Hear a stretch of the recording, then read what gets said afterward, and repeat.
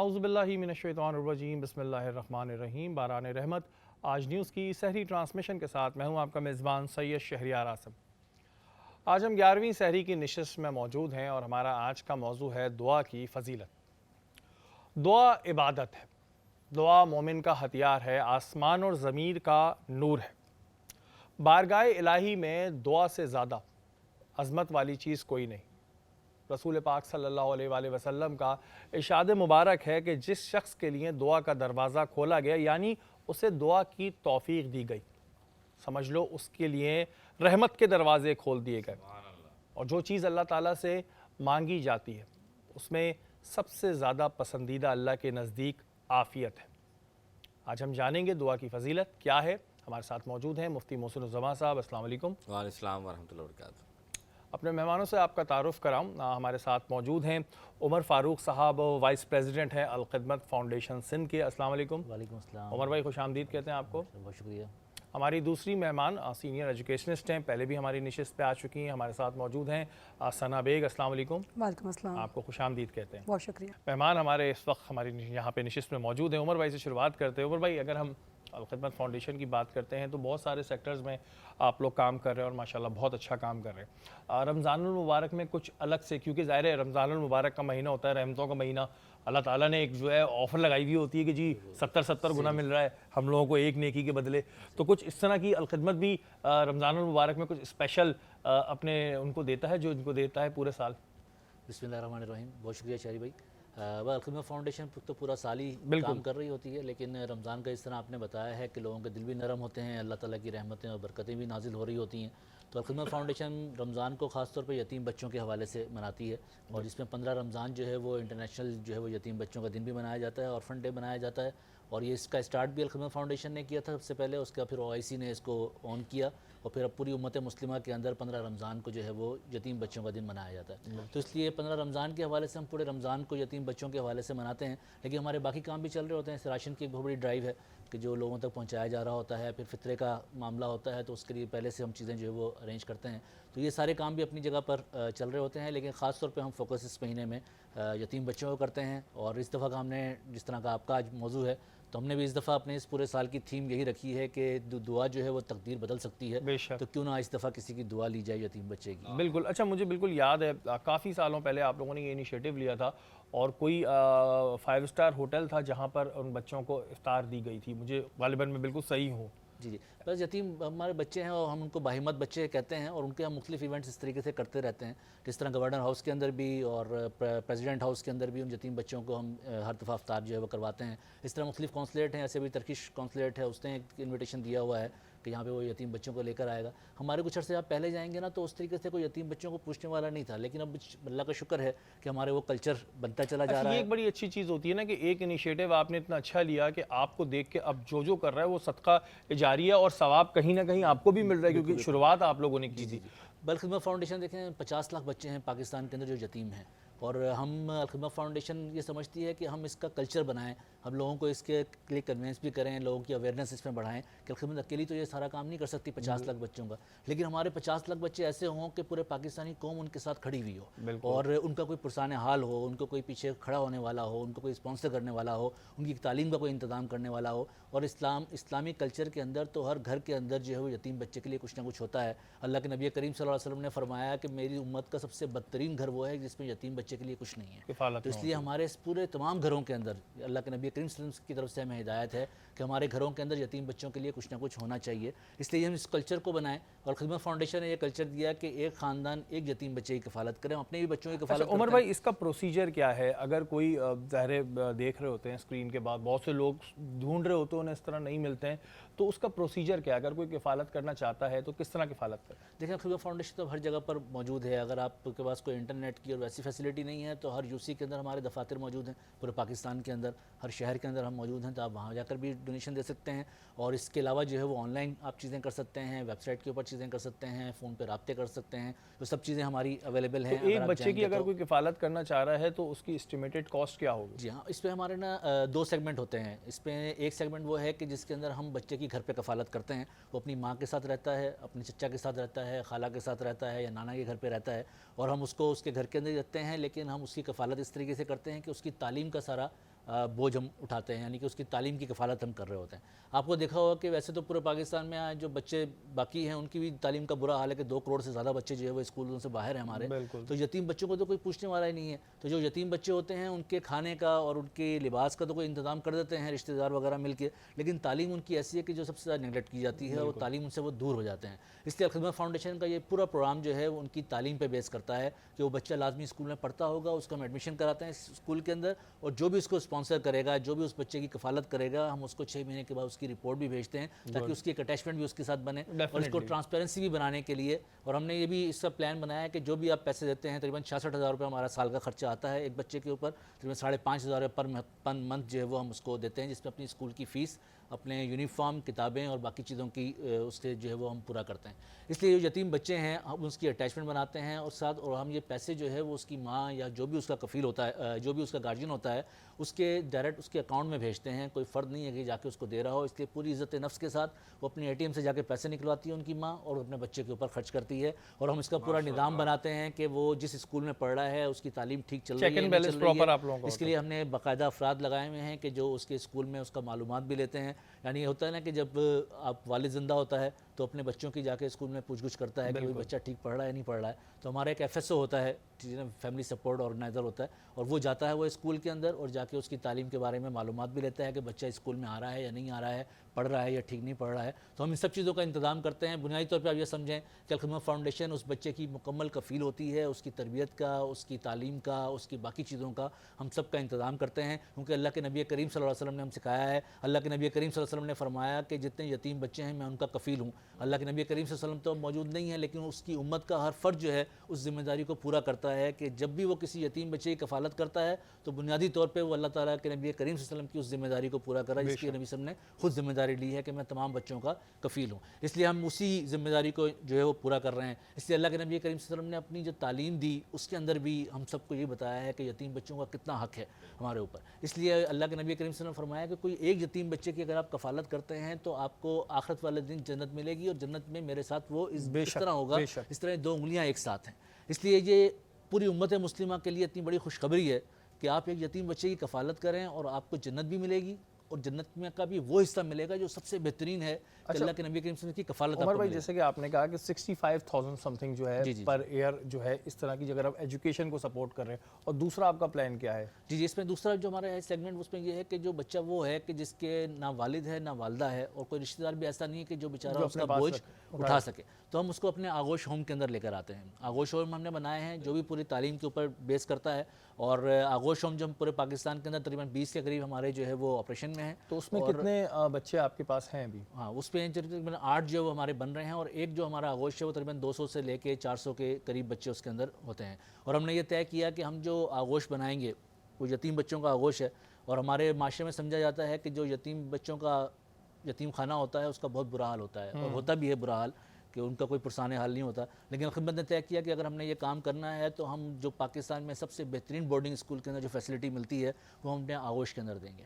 اس لیے ہمارے پورے پاکستان کے اندر جو آغوش ہومز موجود ہیں وہ state of the art Aghosh home ہے۔ آپ اس کے اندر جائیں گے تو آپ کو اچھا فیل ہوگا، کہ بلکہ آپ کو لگے گا کہ یار میرے بچے گھر پہ رہ کے بھی اتنی اچھی فیسلٹیز نہیں انجوائے کر رہے ہیں۔ آپ نے کتنی برانچز بتائیں؟ 8 جو آپریشنل ہیں اس وقت؟ 20 ہمارے آپریشن ہیں، اور 8 اس وقت جو ہے وہ زیر تعمیر ہیں، اور وہ بھی انشاءاللہ آپریشن کے اندر جو ہے وہ آ جائیں گے۔ یہ پورے پاکستان میں؟ جی پورے پاکستان میں۔ اس طرح ہمارے کراچی کے اندر موجود ہے، حالہ کے اندر موجود ہے، ٹنڈولیار میں راشد آباد کے اندر موجود ہے، جہاں پہ 200 بچے ہمارے وہاں پہ جو اپنی تعلیم حاصل کر رہے ہیں۔ یہ آغوش ہوم کا تصور اس طریقے سے ہے کہ اللہ کے نبی کریم صلی اللہ علیہ وسلم بھی یتیم تھے، اور قرآن میں اللہ تعالیٰ نے اس کا ذکر کیا، اور جب ذکر کیا تو کہا کہ اللہ کے نبی ہم نے تمہیں اس وقت بھی اکیلا نہیں چھوڑا کہ جب تم یتیم تھے، اور ہم نے تمہیں سنبھالا، تمہیں ٹھکانہ فراہم کیا اور تمہیں غنی کر دیا۔ سورہ زحا کے اندر اللہ تعالیٰ یہ ساری چیزیں بتاتا ہے۔ تو ہم بھی بالکل اسی بیس کے اوپر کہ ہم ان کو ٹھکانہ فراہم کرتے ہیں، ٹھیک ہے نا، ان کو سنبھالتے ہیں اور ان کی تعلیم کا انتظام کرتے ہیں، جس کے نتیجے کے اندر وہ غنی بن جائیں۔ تو اس لیے اسی بنیاد کے اوپر ہم نے یہ بچوں کو وہاں پہ لے کر آئے ہیں اور بہترین فیسلٹیز وہاں پہ دے رہے ہیں۔ ہم یہ پوری پاکستانی قوم کے ساتھ مل کے یہ سارے کام کر رہے ہیں۔ بالکل، اور جی تمام پاکستانیوں کا فرض بھی بنتا ہے کہ ظاہر ہے کسی یتیم کی کفالت کرنا تو ظاہر ایک بہت ثواب کا کام ہے، جیسے کہ عمر بھائی نے بیان بھی کیا ہے۔ تو بہت سے لوگ ایسے ہوتے ہیں جو سوچ رہے ہوتے ہیں کہ یار ہم کس طرح کریں، تو ایک پورا ایک پروسیجر ہے، اور پھر آپ کے اوپر جو ہے یہ بھی آپ کو ایک اچھی چیز رہے گی کہ بچے پہ چیک اینڈ بیلنس ہے، آپ کے جو پیسے ہیں جو حلال کے پیسے ہیں وہ ضائع نہیں ہو رہے، اور پھر آپ کو بھی ایک اٹیچمنٹ رکھنے کے لیے آپ کو اس کی رپورٹ دی جاتی ہے تاکہ آپ کو بھی ایک اٹیچمنٹ رہے۔ یہ نہیں کہ صرف پیسہ دے رہے ہیں آپ، آپ کو ایک یہ انٹرنل سیٹسفیکشن رہے گی کہ آپ ایک ایسا کام کر رہے ہیں کہ جس کا بہت ثواب ہے۔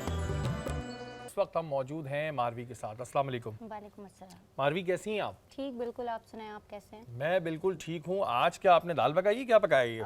پران مسالہ۔ ارے واہ، پران مسالہ آپ نے بنایا، تو کس طرح تیار کس طرح ہوتا ہے؟ اس کے انگریڈینٹس کیا ہیں؟ اس میں ہم نے سب سے پہلے ڈالا ہے ڈالڈا کوکنگ آئل، ہاں، کیونکہ ڈالڈا لایا ہے بہت ہی منفرد پیکیجنگ رینج جو رمضان کو بنائی کا اور بھی پر رونق اور صحت اور بچت ساتھ ساتھ ڈالڈا دے رہا ہے 250 روپے تک کی بچت۔ بالکل جی، عید سے پہلے عید ہی۔ اچھا، اگر پران بنانے ہوتے ہیں لوگ الگ الگ طریقے سے بناتے ہیں، یہ پران کڑھائی ہے؟ یہ پران کڑھائی، پران مسالہ، آپ کچھ بھی کہہ سکتے ہیں۔ ٹھیک ہے، تو اس کو تیار کس طرح کرتے ہیں؟ اس کے انگریڈینٹ کیا کیا ڈلتے ہیں؟ اس کو پہلے ہم نے جو ہے پرانز لے کے اور اس کو فرائی کر لیا ادرک لہسن کے پیسٹ میں اچھی طرح سے، تاکہ اس کی اسمیل، لوگوں کو ہوتا ہے کہ اسمیل آ رہی ہے پرانز کی، تاکہ وہ اسمیل ختم ہو جائے۔ پھر اس کے بعد الگ سے ہم نے ایک سوس بنائی ہے جو کہ ٹومیٹوز میں نے نمک، مرچ، ہلدی، زیرہ، سارے مسالے، آپ مسالے کم زیادہ کر سکتے ہیں اکارڈنگ ٹو یور ٹیسٹ، اور اس کے بعد ہم نے فرائیڈ پرانز اس میں ایڈ کر دیے ہیں، اور بس یہ مزیدار سا پران مسالہ ریڈی ہے۔ اور کتنی دیر اس کو رکھنا ہوتا ہے؟ کتنی دیر میں یہ بن جاتا ہے پورا، یہ ساری چیزیں کرنے کے بعد؟ کیونکہ پران کا کوکنگ ٹائم اتنا زیادہ نہیں ہوتا، 6 to 7 منٹ سے زیادہ کوک کریں گے تو یہ ہارڈ ہو جائیں گے، چوئی ہو جائیں گے، تو اسی لیے یہ جو ہے 15 منٹس میں ریڈی ہو جاتا ہے۔ واہ جی، 15 منٹس میں ریڈی ہوتا ہے پران مسالہ، پران کڑھائی۔ آج کل بہت زیادہ ان بھی ہو گئی ہے کڑھائی، اور یہ ورنہ پہلے تو پرانز ہوتے تھے۔ اچھا، ڈرنک کیا بنائیں گی آج آپ؟ آج ہم فریش لائم بنا رہے ہیں۔ فریش لائم بنا رہے ہیں، جسے ہم عام زبان میں کہتے ہیں لیمو کا شربت۔ لیمو کا شربت کہہ سکتے ہیں، بٹ اس میں ہم سوڈا واٹر یا کوئی بھی وائٹ ڈرنک یوز کرتے ہیں تو اس کو تھوڑا سا مزید فینسی بنا دیتے ہیں۔ ہاں، ورنہ ہوتا لیمو کا شربت۔ لیمو کا شربت ہی ہوتا ہے۔ بالکل جی، لیمو کا شربت کی جہاں بات ہو رہی ہے وہیں میرے پاس ہے ٹینک، بڑا ریفریشنگ ہوتا ہے جی، انرجیٹک ڈرنک ہے۔ میں میرے لحاظ سے تو یہ پیتا ہوں، پوری ٹرانسمیشن میں صحیح رہتا ہے۔ اچھا، اس کی کوالٹیز میں آپ کو بتاؤں کہ ایک تو یہ بہت سارے فلیورز میں ہیں، اس کے بہت سارے فلیورز ہیں، اورنج، مینگو، پائن ایپل اور lemon and paper. And second چیز اس میں ہوتا ہے وٹامن سی، ڈی اور زنک، جو آپ کی امیونٹی اسٹرانگ کرتا ہے، انرجی بڑھاتا ہے اور مینٹل شارپنیس کے لیے بہت ہی اچھا ہے۔ ٹینک تو استعمال کیجئے۔ جو ہمارا پچھلا سیگمنٹ تھا اس میں تعلیم کے حوالے سے بہت بات ہو رہی تھی، اور واقعی میں تعلیم بہت امپورٹنٹ ہوتی ہے۔ ہم ہر جگہ یہی کہتے ہیں کہ اور چیزیں آپ سے چھن سکتی ہیں لیکن تعلیم وہ زیور ہے جو کبھی نہیں چھن سکتا۔ ثنا بیگ ہمارے ساتھ موجود ہیں۔ ثنا، سب سے پہلے تو میں یہ بتائیں کہ آپ کا تجربہ کیونکہ کافی ہے، کتنے سال کا تجربہ اب تک ہو چکا ہے آپ کا ایجوکیشن فیلڈ سے؟ بہت شکریہ شہریار، سب سے پہلے تو آپ کو پروگرام میں بلانے کا بہت بہت شکریہ۔ اس فیلڈ میں مجھے الحمدللہ 16 سے 17 سال ہو چکے ہیں۔ ماشاءاللہ۔ اچھا، 16 سے 17 سال اب آپ کو ہو گئے ہیں، تو ظاہر ہے اب اگر ہم آج کے دور کی ایجوکیشن سسٹم دیکھتے ہیں تو کافی چینجز آ گئی ہیں پہلے کے مقابلے میں۔ بہت زیادہ چینجز آ آپ گئے کیا ہیں۔ سمجھتی ہیں جی، پہلے کا بہتر تھا یا اب زیادہ بہتر ہو گیا ایجوکیشن سسٹم؟ اچھا، پہلے بھی بہتر تھا اور اب زیادہ بہتر ہو گیا ہے۔ پہلے کے جو دور تھا وہ پہلے کے حساب سے تھا اور اب کا دور اب کے حساب سے ہے، تو لیکن اب جو چینجز آ گئی ہیں تو ہماری کوشش یہ ہونی چاہیے کہ ہم اس چیز کو بچوں کو پہنچا سکیں اس حساب سے، جیسے کہ اب اے آئی کا دور آ چکا ہے، آرٹیفیشل انٹیلیجنس آ گیا ہے، تو اس کے اندر جو ہے وہ اس حساب سے پھر بچوں کی جو ہے اسکلز ہیں اسی حساب سے ڈیولپ کرنے کی ضرورت ہے اب۔ تو پہلے کا دور سے اگر مقابلہ کیا جائے اس دور کا تو ڈیفینیٹلی بہت زیادہ چینجز آ گئی ہیں۔ اچھا، اگر ہم پہلے کے دور میں دیکھتے ہیں تو ہمارے دور میں اسکول میں اگر کبھی کسی بچے سے پوچھا جاتا تھا، اگر لڑکی ہوتی تھی تو اس کے بعد 2 ہی پروفیشن تھے، ٹیچر یا ڈاکٹر، اور لڑکوں کے پاس بھی 2 ہی پروفیشن تھے، ڈاکٹر، انجینئر۔ اب کیونکہ بہت ورائٹی آ گئی ہے، کیا اسکولز کے اندر اس چیز کا خیال رکھا جاتا ہے کہ اس بچے کا فوکس کدھر ہے؟ کیونکہ پہلے کے دور میں یہ نہیں ہوتا تھا کہ بچوں کی سائیکالوجی کو بھی سمجھو، ایک سمپل اسٹریٹ سسٹم چل رہا تھا کہ بس جو پڑھنے والا بچہ ہے وہ اچھا ہے، جو پڑھنے والا نہیں وہ برا ہے، جبکہ برا بھی بعد میں بہت کریٹیو بن کے نکل کر آئے ہمارے سامنے۔ تو اب جو ٹائم چل رہا ہے اس میں ان چیزوں کو دیکھا جاتا ہے کہ بچے کا فوکس کہاں ہے اسکول میں، یہ کس چیز میں زیادہ شارپ ہے، اور اگر ویک ہے تو کیوں ہے؟ ہاں بالکل شہریار، اب جو جس طریقے سے تعلیم جو ہے وہ بچوں کو دی جا رہی ہے اس میں بچوں کی اسکلز کے اوپر کام کیا جاتا ہے، تو ضروری نہیں ہے کہ کوئی بچہ اگر میتھس میں بہت اچھا ہے تو وہ انگلش میں بھی بہت اچھا ہوگا، تو اس کی اسکلز کو دیکھا جاتا ہے کہ وہ کہاں پہ زیادہ جو ہے وہ اس کا جو ہے وہ جھکاؤ کس طرف زیادہ ہے، تو اس حساب سے بچوں کو ٹرین کیا جاتا ہے اور بچوں کو اس طرح کی اپرچونیٹیز دی جاتی ہیں جہاں پہ ان کی کرٹیکل اسکلز کو ڈیولپ کیا جاتا ہے، ان کی کرٹیکل تھنکنگ کو، ان کی ڈیسیجن میکنگ کو، پرابلم سالونگ، ان ساری چیزوں کے اوپر فوکس کیا جاتا ہے، اور سب سے بڑی بات کہ بچے کو انڈیپینڈنٹ لرنر بنایا جاتا ہے۔ تو انڈیپینڈنٹ لرنر लर्नर बनाना बहुत ज़्यादा ज़रूरी है बच्चे को, क्योंकि जब तक बच्चा उसके अंदर वो कॉन्फिडेंस नहीं होगा तो वो आगे नहीं बढ़ सकता। तो उस हिसाब से उसको उस तरीके की तालीम दी जाती है जिसमें एक्सपीरियंशियल लर्निंग जो है वो कराई जाती है, जिसमें बच्चे को जो है वो रियल लाइफ एक्सपीरियंसेस दिए जाते हैं। तो वो उस हिसाब से जब वो अपनी चीज़ें देख रहा होता है तो वो उसका जहाँ पे भी झुकाव होता है, तो अब जैसे इंडिपेंडेंट लर्नर जब वो बच्चा बन रहा होता है तो फिर वो किसी भी फील्ड को चूज़ कर सकता है। तो वो डिपेंड करता है कि बच्चे का झुकाव किस तरफ है। अच्छा, अगर हम अपने एजुकेशन सिस्टम को देखते हैं तो एक तो हमारा एजुकेशन गवर्नमेंट सिस्टम है जो माजरत के साथ बुरी तरह फ्लॉप हमें नज़र आता है, उस तरह तालीम नहीं मिलती है। फिर हम आते हैं प्राइवेट सेक्टर में। जब प्राइवेट सेक्टर में आते हैं उसमें भी दो तरह के हैं। एक स्कूल्स हैं जो हाँ इन तमाम चीज़ों को देखते हैं, एक स्कूल वो हैं कि जहाँ पर आपने देखते होंगे कि टीचर्स हैं वो ज़्यादातर वो होते हैं जो टाइम पास के लिए पढ़ा रहे होते हैं। एक स्कूल को एज अ बिज़नेस करने में मैं पहले भी कह चुका हूँ कि मुज़ायक़ा नहीं होता, ठीक है बिज़नेस करें, लेकिन जो टीचर्स होते हैं वो मैं देखता हूँ कि नॉन प्रोफेशनल होते हैं और वो बस इस वजह से अमूमन लोग ज्वाइन कर लेते हैं कि जी टाइम पास के लिए कर रहे हैं, आजकल कुछ नहीं है, छुट्टियाँ हुई हैं या हमारी शादी में भी 1 साल या 6 महीने तो हमने कहा टीचिंग कर लो। ऐसी जगह पे ऐसे स्कूल्स में बच्चों को डालना ये कितना नुकसानदेह हो जाता है जहाँ पर कोई फोकस नहीं है, बस ठीक है कि स्कूल बराए नाम आपने बना लिया है और टीचर्स भी रख लिए और बस ठीक है चल पड़ा तो चल पड़ा। देखिए शहरियार, ये तो टोटली डिपेंड करता है कि स्कूल की इंतज़ामिया के ऊपर कि स्कूल की इंतज़ामिया किस किस्म के टीचर्स को जो हैं वो हायर करते हैं अपने सिस्टम के अंदर। तो ये बच्चों के साथ बहुत ज़्यादती है कि अगर कोई आप जो बात कर रहे हैं कि एज अ टाइम पास जो है वो आगे फील्ड के अंदर काम करने के लिए, तो अब की जो तालीम है वो हमने जैसे पहले भी जिक्र किया था मैंने इस बात का कि वो अब डिफरेंट है। अब ऐसा नहीं है कि आप जो है ना वो बच्चे को जो है वो कोई भी पढ़ा ले। बच्चे को पढ़ाने के लिए भी जो भी टीचर आप हायर करते हैं उसके अंदर इतनी स्किल्स होनी चाहिए कि उसके अंदर इतनी अंडरस्टैंडिंग होनी चाहिए बच्चे को पढ़ाने के लिए कि वो उस बच्चे को समझ सके। जब तक टीचर जो है जो उस्ताद है वो बच्चे को समझेगा नहीं तो वो उसको पढ़ा नहीं सकता। तो अब जो गवर्नमेंट सेक्टर्स हैं उसकी तो मैं क्या बात करूं आपसे, लेकिन प्राइवेट सेक्टर्स के अंदर काफ़ी अच्छा काम हो रहा है प्रोफेशनल डेवलपमेंट के हवाले से। टीचर्स को बहुत ज़्यादा प्रोफेशनल डेवलपमेंट जो है वो उनको कोर्सेज़ भी करवाए जाते हैं ताकि वो टीचर्स जो हैं काबिल हो जाएं कि वो बच्चों की जो है साइकी को समझ सकें अच्छे तरीके से और उस हिसाब से फिर जो है वो लेसन प्लानिंग करें, उस हिसाब से बच्चों को जो है वो तालीम दे सकें जो उनकी नीड है। अच्छा, ये वही वाली बात ना कि ये दो सेक्टर्स में बटे हुए हैं, प्राइवेट सेक्टर भी दो सेक्टर में बटे हुए हैं। एक के जिन्होंने बस कहा हुआ है जी चल चलाओ काम चलाते रहो, एक जो वाकई में इसको सीरियस ले रहे हैं एज अ प्रोफेशनल लोगों को उसमें वो हायर करते हैं। अच्छा, हम ये देखते हैं कि जी अगर पहले के दौर में तो ये चीज़ें कभी भी नहीं होती थी कि बच्चों के साथ ये वाले मसाइल भी नहीं होते थे जो अब ज़्यादा होने लगे हैं। या तो मोबाइल फ़ोन पे एग्रेसिव गेम खेलना और फिर वो एग्रेसिव पर उनका जो स्कूल में भी दिखता है, पहले इस तरह का नहीं होता था। ऐसी सूरत हाल में फिर हैंडल करने के लिए क्या होता है और घर की कितनी जिम्मेदारी बनती है, क्योंकि घर की बहुत जिम्मेदारी होती है। हमारे यहाँ लोग स्कूल में डाल के सोचते हैं कि बस जी हमारा काम तो हो गया, हमने स्कूल में डाल दिया ना, अब ये बच्चे को एक अच्छी प्रोडक्ट बना के भेज दें, जबकि जब वो घर आता है तो फिर सारी किए करा पे पानी फिर जाता है। अच्छा, आपकी पहली दरसगाह ज़ाहिर सी बात है आपका घर होता है, तो जब आप अपने घर से जब घर से बच्चा आ रहा होता है तो पेरेंट्स की भी 50% पार्टनरशिप होती है स्कूल के साथ। जब तक पेरेंट्स आपके साथ कोऑपरेट नहीं करेंगे आप बच्चे को जो है वो आप ज़ाहिर सी बात है कि उस हिसाब से बच्चे को नहीं चला सकते। तो पेरेंट्स की मैं समझती हूँ कि ये पूरी ज़िम्मेदारी है कि वो टीचर्स के साथ कोऑपरेट किया करें और मिलके जो है वो अपने बच्चों की तरबियत पे बच्चों को वक्त दें अपने, ठीक है, उनकी तरबियत के लिए। तो अब सिर्फ स्कूल के ऊपर पूरी ज़िम्मेदारी डाल देना, क्योंकि स्कूल बच्चा आ रहा है 5 से 6 घंटे के लिए आ रहा है, बाकी टाइम वो घर पर होता है।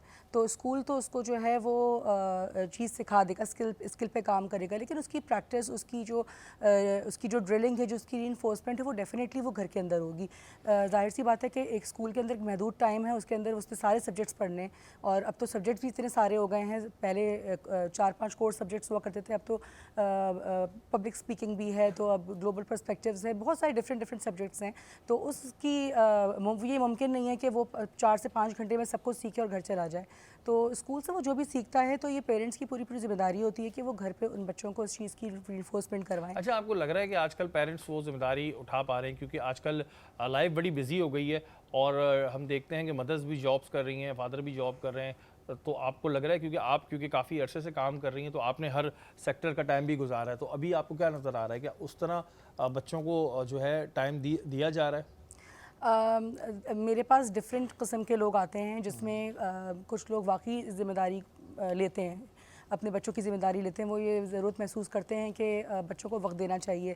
اور کچھ ہمارے پاس ایسے بھی والدین آتے ہیں جو سمجھتے ہیں کہ بس میں نے ٹیچر کے حوالے کر دیا, اب ٹیچر نہیں سب کچھ کرنا ہے. یہاں تک کہ ہمارے پاس اس طرح کے بچے بھی آتے ہیں اکثر کہ ان کی جو پراپر ہائیجین کا بھی پیرنٹس خیال نہیں کرتے اور وہ ٹیچر کی ذمہ داری سمجھتے ہیں کہ ٹیچر کی ذمہ داری ہے. تو ڈفرینٹ قسم کے لوگ ہیں. بچوں کو اب اب کا جو زمانہ چل رہا ہے اس میں بچوں کو زیادہ سے زیادہ جو ہے نا ہمیں وقت دینے کی ضرورت ہے. بالکل جی, کیونکہ جب تک ہم ان کو وقت نہیں دیں گے اور جب تک ہم ان کو ان کی بات کو سمجھیں گے نہیں تو ان کو ہم جو ہے وہ ہمیں ہم سے جو ہے وہ جو ایکسپیکٹ کر رہے ہیں وہ چیزیں نہیں ہو پاتی ہیں. جی پیرنٹس کی بڑی اہم ذمہ داری ہوتی ہے, یہ نہیں کہ آپ اسکول میں ایک ایڈمیشن کرا دیں اور اس کے بعد کہیں جی میرا کام تو پورا ہو گیا. ایسا نہیں کرنا چاہیے عموماً, اور جو ہے ظاہر پیرنٹس کی جو اپنی ذمہ داری ہے اس کو فلفل کرنا چاہیے. گو کہ آج کل معاشرہ بہت فاسٹ ہے لیکن بچے تو بھائی آپ ہی کے ہیں نا. اچھا عمر بھائی, جیسے آپ نے بتایا کہ راشن ڈرائیو کا بھی آپ لوگ رمضان المبارک میں کرتے ہیں, اس کا سسٹم کیا ہوتا ہے؟ دیکھیں ہم نے کئی جگہوں پہ ایسا دیکھا ہے کہ جی بس وہ جا کے کھڑا کرتے ہیں اور راشن بانٹنا شروع کر دیتے ہیں. اب اس میں کیا ہوتا ہے, لوٹا ماری بھی ہوتی ہے. لوٹا ماری ہوتی ہے, ایک ہی فیملی کے 5 لوگ بھی لے جاتے ہیں, مستحق کو مل نہیں پاتا. کئی دفعہ وہی راشن جو ہے ہمیں بازاروں پہ بکتا دکھائی دیتا ہے.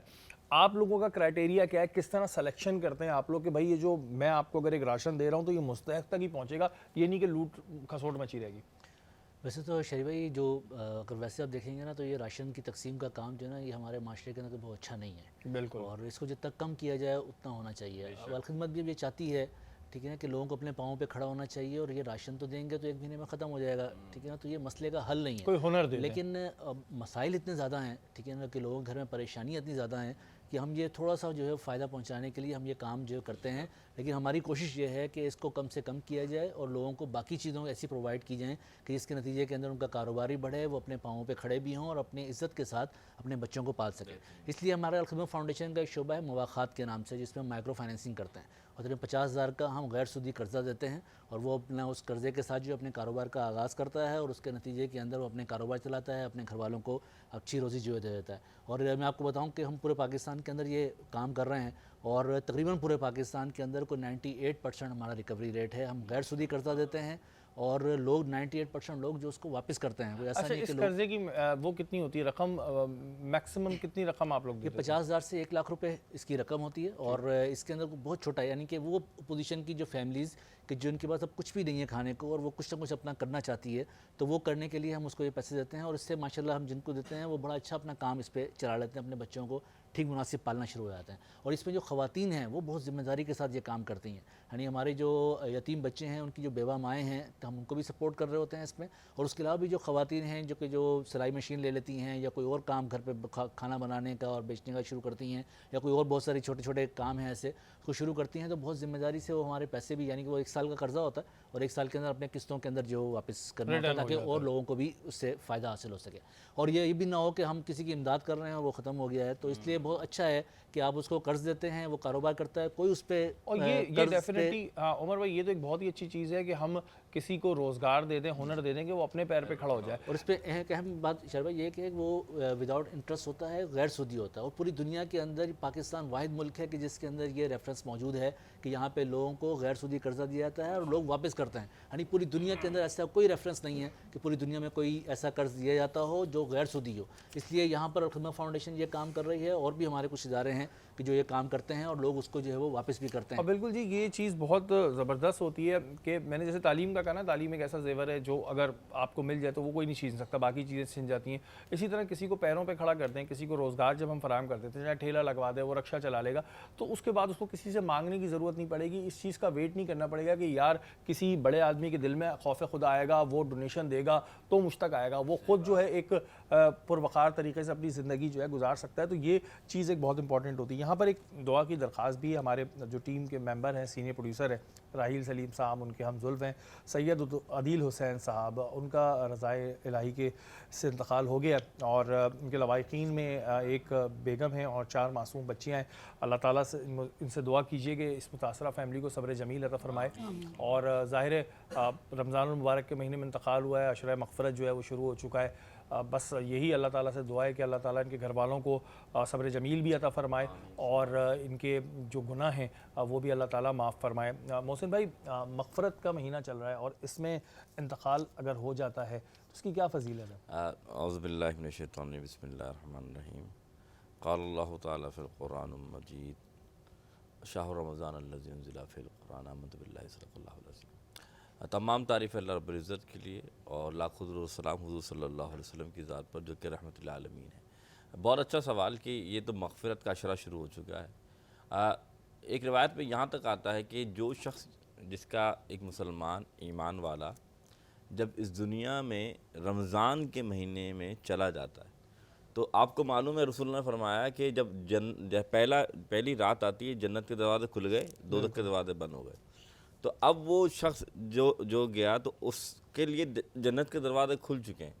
अब याद रखिएगा, जब जन्नत के दरवाज़े खुल गए और इस महीने में गया तो अल्लाह ताला इस महीने की बरकत से वो गुनाहगार होगा लेकिन उसके तमाम गुनाह मिटते हैं और अल्लाह ताला उससे जन्नत अता फरमा देता है। तो मालूम ये चला कि कोई मुसलमान अगर इस महीने बाबरकत महीने में जाता है तो जो दोज़ख के जो दरवाज़े आज उसके लिए बंद हैं वो इस महीने के ख़त्म होने पे भी बंद हो जाते हैं। अल्लाह ताला जन्नत के दरवाज़े उसके लिए हमेशा के लिए खोल देता है। बिल्कुल जी, अल्लाह ताला मग़फ़रत भी फ़रमाए। इसी वजह से मैंने सवाल भी कर लिया कि बहुत से लोग आज भी इस उम्मीद में होते हैं कि जी हम जो है अल्लाह ताला से दुआ करेंगे और जो है अल्लाह ताला बेशक माफ़ करने वाला है और किसी को किसी का टाइम नहीं पता होता कि कब किसका टाइम लिखा है। तो जो आपका टाइम है उसमें अपनी मग़फ़रत के लिए अपने मग़फ़रत भी करते रहा करें और इस्तग़फ़ार भी पढ़ते रहा करें ताकि आपकी मग़फ़रत हो जाए।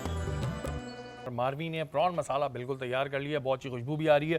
ड्रिंक तैयार हो गया जी? जी बिल्कुल, ड्रिंक तैयार हो गया। ड्रिंक तैयार हो गया, लेकिन ये मुझे ड्रिंक कुछ यूनिक सा लग रहा है। इसमें आपने को सोडा भी डाला है? इसमें जी कोई ड्रिंक डाली है? सोडा डाला है, आप सोडा डाल लें, वाइट ड्रिंक कोई भी डाल लें, आपकी मर्ज़ी है। बहुत ही रिफ़्रेशिंग सा बनता है ये। इसमें हम लाइम जूस यूज़ करते हैं और sugar according to your test अगर आप यूज़ करना चाहें, नहीं यूज़ करना चाहें, वैसे भी बहुत मज़े का बनता है। वैसे भी जी बहुत मज़े का बनता है। मज़े के हमें खाने खिला रही हैं काफ़ी दिनों से और बहुत ही ज़्यादा मज़ा आ रहा है। और ये जो आपने चीज़ें रखी हैं क्या गार्निशिंग करने के लिए रखी है, मिला दिया है ये? नहीं, ये हम जब डिश आउट करेंगे तो ये इससे हम कोरिएंडर से ऊपर से गार्निश कर देंगे। तो ये अदरक वदरक ये ऐसी रखी हुई दिखाने के लिए ताकि एक ज़रा लगे भरा भरा सा? हम अदरक भी डालेंगे ना जब उस वक्त हम डिश आउट करेंगे, उस वक्त पहले कुक करके फ़ौरन नहीं डालते। अच्छा, गार्निशिंग वैसे कितनी इंपॉर्टेंट होती है जब कोई भी खाना होता है उसमें ऊपर से जो गार्निशिंग होती है? क्योंकि असल जब आप पहले देखते हैं तो अगर आपको डिश बहुत अच्छी लगेगी तो ही आपका खाने का दिल जाएगा, तो गार्निशिंग बहुत ज़रूरी होती है। बिल्कुल जी, गार्निशिंग बहुत इंपॉर्टेंट होती है क्योंकि वो आपको पहले ही एक ना ऐसा फील होने लगता है कि जी बहुत अच्छा बना हुआ है, तो जब आप खाते हैं तो फिर आपको ज़्यादा अच्छा लगता है। इस वजह से गार्निशिंग बहुत इंपॉर्टेंट होती है।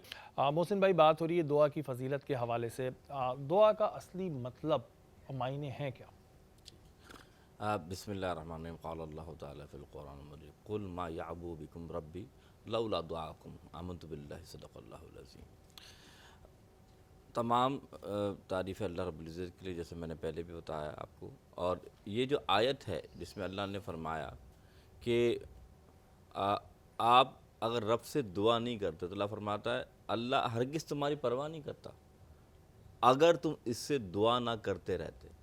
दुआ मकसद और इसका जो माने निकलते हैं अल्लाह से इल्तिजा करना, दरख्वास्त करना और अल्लाह से मांगना। क्या मांगना? जो अल्लाह के पास है। और अल्लाह के पास क्या है? अल्लाह के पास तो सब कुछ है, सारी कायनात उसकी है। तो अल्लाह से बातें करना, अल्लाह से दरख्वास्त करना कि मालिक मुझ पर तू अपना करम फरमा, जो वो मांगना चाहता है। अब सबसे अहम बात कि अल्लाह के रसूल ने दुआ को क्या फरमाया। अब दुआ मुख्ल इबादा, दुआ इबादत का मग़ज़ है। एक जगह फरमाया दुआ हुवल इबादा, यानी नमाज इबादत है, रोज़ा इबादत है, हज इबादत है, ये तो इबादत हैं। लेकिन अगर कोई शख्स दुआ कर रहा है तो वो सोच रहा है कि यार ये तो एक ऐसी शय है, नहीं, बल्कि ये ख़ुद भी एक इबादत है।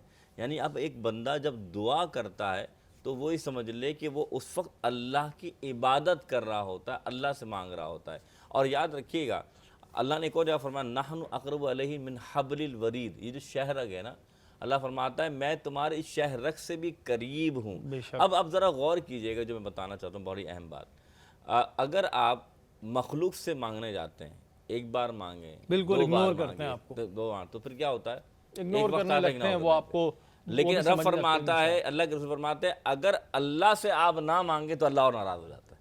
یعنی اگر آپ اللہ سے مانگیں گے تو اللہ تعالیٰ خوش بھی ہوگا, اور اللہ تعالیٰ چاہتا ہے کیا, حدیث پاک میں یہاں تک بھی آتا ہے کہ اللہ تعالیٰ کی جب بندے نہیں مانگتے, رسول فرماتے ہیں کہ اللہ تعالیٰ ایسی مخلوق لائے گا جو گناہ گار ہوں گے, خطا کار ہوں گے, رب سے مانگیں گے, اللہ ان کی دعاؤں کو قبول فرمائے گا, ان کے گناہوں کو معاف فرمائے گا. اچھا, جیسا آپ نے کہا کہ دعا مانگنا عبادت ہے, بالکل. تو ایک تو نماز میں دعا مانگی جاتی ہے, نماز پڑھی اس کے بعد دعا مانگی. ایک ہوتا ہے ہم چلتے پھرتے بھی دعا کر رہے ہوتے ہیں, اس میں وضو ہو نہ ہو, لیکن نارملی لوگ دعا کر رہے ہوتے ہیں, یا اللہ پاک یہ ہو جائے, اللہ پاک اندر ہی اندر, وہ بھی عبادت کے زمرے میں. دیکھیں یہ یاد رکھیے گا, دعا جو ہے دعا, میں نے جیسے حدیث بیان کی, آپ کسی بھی طریقے سے مانگے, چلتے پھرتے کھاتے پیتے, اوروں کے پاس جانے کا وقت ہوگا, مانگنے کا وقت ہوگا, رب سے مانگنے کا کوئی وقت نہیں ہے. جس لمحے آپ اللہ سے مانگیں, اصل بات کیا ہے کہ آپ کی دعا میں 3 چیزوں کا ہونا خاص ہے. ایک اخلاص, دوسرے سچائی, اور جو جس طرح آپ مانگنا چاہ رہے ہیں مانگنے کا ڈھنگ. مثال دیتا ہوں, حضور صلی اللہ علیہ وسلم, یہ بھی ٹھیک ہے کہ آپ چلتے بھی مانگ رہے ہیں, پیچھے مانگ رہے ہیں, لیکن اچھا یہ بھی چیز بڑی امپورٹنٹ ہوتی ہے نا کہ دعا اگر یقین سے مانگی جائے, اگر آپ کے دل میں ایک رتی برابر بھی ہو جائے کہ یار پتہ نہیں قبول ہوگی نہیں ہوگی, تو وہ پھر وہ ساری چیزیں ضائع ہو جاتی ہیں. ساری بات یہ کہ آپ جس سے مانگ رہے ہیں تو آپ نعوذ باللہ آپ تو اس کو لائق, یعنی جس سے مانگ رہے ہیں آپ کو پتہ نا وہ دینے والا ہے, لیکن اگر آپ بے یقینی ہوں گے تو اس کا مطلب اللہ پہ یقین نہیں کر رہے کہ وہ دے گا کہ نہیں دے گا. تو یہ بات یاد رکھیے, جب بھی اللہ سے مانگیں اس یقین کے ساتھ مانگیں کہ میرا رب مجھے دے گا. اور بے شک ایسا ہی انسان کو ہونا چاہیے کہ بھئی آپ جب دعا مانگیں اور اگر آپ کے دل میں ذرا سا بھی آ گیا تو پھر آپ یہ ایک طریقے سے گناہ کر رہے ہیں کہ پتہ نہیں ملے گا نہیں ملے گا. ظاہر رب کے لیے کیا مسئلہ دینا, بالکل, اس کے خزانے میں کون سی کمی ہے. اگر آپ یہ سوچ کے کہیں گے کہ یار پتہ نہیں ملے گا نہیں ملے گا, یہ تو انسان سے کر سکتے ہیں ہم لوگ جا کے, کبھی پتہ نہیں ملے گا نہیں ملے گا, رب سے تھوڑی کر سکتے. جب آپ یہ کرتے ہیں تو پھر آپ کہتے ہیں جی دعاؤں میں ایسا نہیں رہا. اچھا محسن بھائی, عموماً لوگ کہتے ہیں عصر سے مغرب کے درمیان دعا کا وقت زیادہ اہم ہوتا ہے, کچھ لوگ فجر میں کہتے ہیں. کون سے اوقات ہیں جس میں زیادہ دعائیں قبول ہوتی ہیں؟ قبول تو ہر وقت ہی ہو رہی ہوتی ہے, اللہ تعالیٰ پوری دنیا کی دعائیں قبول کر رہے ہیں, لیکن کوئی خاص وقت دیکھیں ایک تو رات کا یہ جو دوپہر جو تیسرا پہر ہوتا ہے جس میں اللہ تعالیٰ کی رحمت, جیسے ابھی آپ ہم سحری کے وقت کے قریب جا رہے ہیں, تہجد جسے ہم جی جی بالکل, یہ وہ وقت ہے جب اللہ کی رحمت پہلے آسمان پر آ جاتی ہے اور فرماتی ہے کوئی ہے جو مجھ سے مانگے میں عطا کر دوں. اسی طرح جمعہ المبارک کے دن اللہ کے رسول نے فرمایا کہ جمعے میں ایک گھڑی ایسی ہے جس لمحے آپ مانگیں گے اللہ تعالیٰ اس گھڑی میں لازمی طور پر آپ کی دعا فرما دے گا. تو جمعہ کے دن مبارک کی گھڑیوں میں کوئی بھی ایسی گھڑی ہے کہ آپ جمعے کو جب مانگتے ہیں, اسپیسیفک جمعے کے دن کی بات ہو رہی ہے, اس دن اللہ تعالیٰ آپ کی دعا کو قبول فرماتا ہے. اسی طرح بہت سارے جو صوفیہ فرماتے ہیں کہ جو عصر کا وقت ہے, عصر سے مغرب کا وقت ہے, اس کو بھی بہت زیادہ اہمیت دی گئی ہے, کیونکہ حدیث میں آتا ہے کہ فجر کے جیسے ہماری ڈیوٹیاں بدلتی ہیں اس طرح فرشتوں کی بھی ڈیوٹیاں بدلتی ہیں فجر کے بعد اور عصر کے بعد. تو اس وقت بھی فرمایا جاتا ہے کہ اس وقت بندہ کوئی دعا کرے اللہ قبول فرماتا ہے. میں ایک حدیث بیان کرتا ہوں اگر آپ کی اجازت ہو. حضور آپ مانگے کیسے, میں سمجھانا چاہتا ہوں.